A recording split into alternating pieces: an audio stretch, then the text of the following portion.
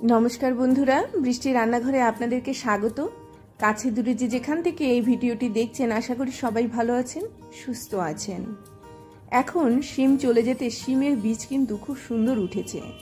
ताई आजके बृष्टि रान्नाघरे आपनादेरके एमन एकटा रेसिपि उपहार देब सेटा खेतेও असाधारण, ताछाड़ा हच्छे पेटटाकेও भालो राखबे और शिमेर बीजे प्रचुर परिमाणे फाइबार थाके। पेट परिष्कार थेके आरम्भ करे पेटटाके किन्तु खूब भालो लागबे, लिभार सिस्टेमटाके खूब भालो लागबे। तार जोन्नो शिमेर बीजटाके आमि अलरेडी आगेर दिन रात्रिबेला भिजिए रेखे खोसा छाड़िए निয়েছিলাম। एबार कि करब, एटाके पुरो पेस्ट करब ना, एकटु থেতো करब। तो एरकम एकटा आमि माने पात्र निয়ে तार मধ্যে এটাকে ভালো করে থেতো করে নিচ্ছি। তো থেতোটা ঠিক এই রকম তৈরি হবে, যেটাকে বলা হয় আধ ভাঙা। এই রকম আধ ভাঙা আমি পুরো শিমের বীজগুলোকে করে নিয়েছি।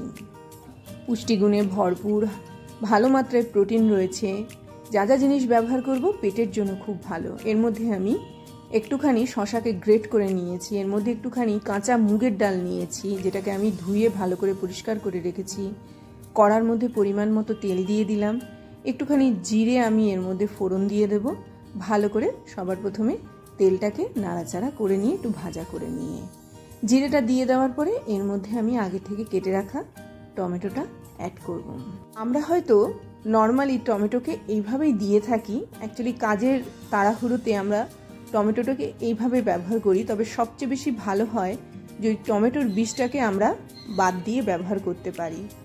এবারে এর মধ্যে যখন টমেটোটা একদম ভালো করে ভাজা হয়ে গেল, আমি থেতো করা শিমের বীজটা এর মধ্যে অ্যাড করলাম। দিয়ে দেওয়ার পরে এটাকেও ভালো করে একটুখানি কষিয়ে নেব, ভালো করে নাড়াচাড়া করে ভালো করে ভাজা ভাজা মতো করে নিতে হবে।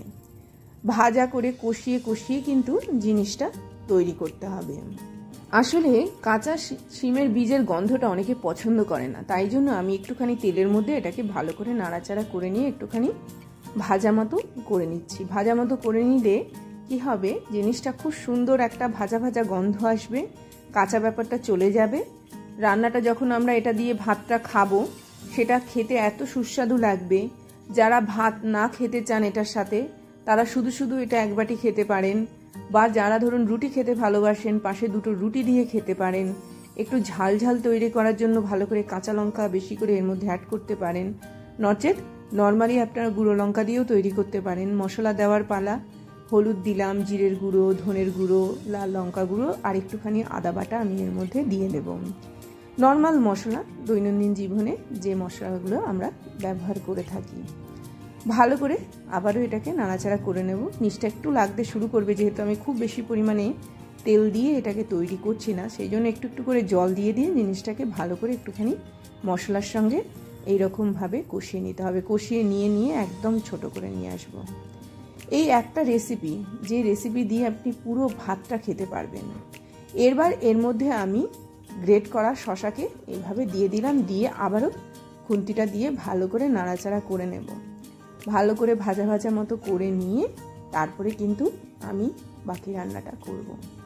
অসাধারণ এই রেসিপিটা অবশ্যই আপনারা বাড়িতে খান, অবশ্যই বাড়িতে তৈরি করুন। এই সময় যখন শিমের বীজ খুব ভালো আকারে তৈরি হয়েছে, পেটটাকে ভালো রাখার জন্য, শরীরটাকে হেলদি রাখার জন্য শশা আর শিমের বীজের এই রেসিপিটা অবশ্যই বাড়িতে তৈরি করবেন। এতটাই সুস্বাদু আর এতটাই খেতে ভালো লাগবে যে মনে হবে বারবার তৈরি করে খান। সামান্য একটুখানি চিনি আমি দিলাম, একদমই সামান্য একটুখানি টমেটো সসও আমি এর মধ্যে দিলাম, মিষ্টিটা বুঝে, নাহলে একটু গুড় দিয়ে দিতে পারেন, অসুবিধার কিছু নেই। একটুখানি টমেটো সসও আমি এর মধ্যে পরিমাণ মতো দিয়ে মুগের ডালটা, যেটা আমি ভিজিয়ে রেখে দিয়েছিলাম, সেই ভেজানো মুগের ডালটা এর মধ্যে আমি অ্যাড করে দিলাম। সব দিয়ে আবারও খুব ভালো করে জিনিসটাকে কষিয়ে কষিয়ে কষিয়ে কষিয়ে একদম খুব সুন্দর তৈরি করে নিলাম। তৈরি করে নিয়ে পুরো জিনিসটা দেখবেন একদম ছোট হয়ে আসছে, এবং ভালো করে জিনিসটাকে কষিয়ে নিয়ে একদম তৈরি করে নেব। এবার পরিমাণ মতো এখানে যখন একদম ভাজা ভাজা মতো হয়ে যাবে, দেখবেন নিচটা লাগতে শুরু করেছে, তখন পরিমাণ মতো জল আমি এর মধ্যে অ্যাড করব এবং এটাকে পুরোপুরি ঢেকে দেব, যাতে মুগের ডালটা এর মধ্যে সেদ্ধ হয়। আর যদি মনে হয় আপনারা মুগের ডালটা সেদ্ধ করে ব্যবহার করবেন, তাহলে আগে থেকে মুগের ডালটাকে একটা সিটি দিয়ে হাফ সেদ্ধ করে নিয়ে তার মধ্যে এখানে ব্যবহার করতে পারেন। তো আমি এখানে যেটা করব সেটা হচ্ছে মুগের ডালটাকে একটুখানি ঢাকা দিয়ে রেখে এখানেই সেদ্ধ করে নেব। মুগের ডাল সেদ্ধ হতে খুব বেশি সময় লাগে না, সেই জন্য দেখবেন এটা দেওয়ার সাথে সাথে কিন্তু 5-7 মিনিটের মধ্যে মুগের ডাল একদম সেদ্ধ হয়ে যাবে। খুব বেশি পরিমাণে জল দেবেন না, তাতে করে মুগের ডাল সেদ্ধ হতে দেরি হয়।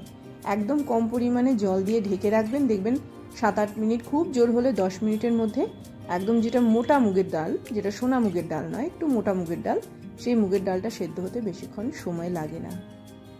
আর যদি হাতে কম সময় থাকে তাহলে সেদ্ধ করা মুগের ডালও এখানে আপনারা ব্যবহার করতে পারেন।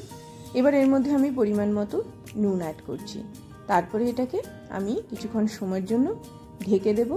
ঢেকে দিয়ে ডাল বলুন, শসা বলুন, যেটা কাঁচা অবস্থায় রয়েছে সব জিনিসটাকেই কিন্তু ভালো করে এই জিনিসটা একদম সেদ্ধ করে নেব।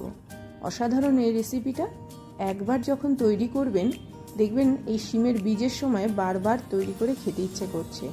এবার এটাকে ঢেকে রেখে ডালটাকে ভালো করে সেদ্ধ করে নিয়ে খুব সুন্দর আমি এরকমভাবে সেট করে নিলাম এবং এটাকে খুব সুন্দর আমি তৈরি করে নিয়েছি। একদম অসাধারণ স্বাদের এই রেসিপিটা একবার নয় বারবার খেতে পারবেন।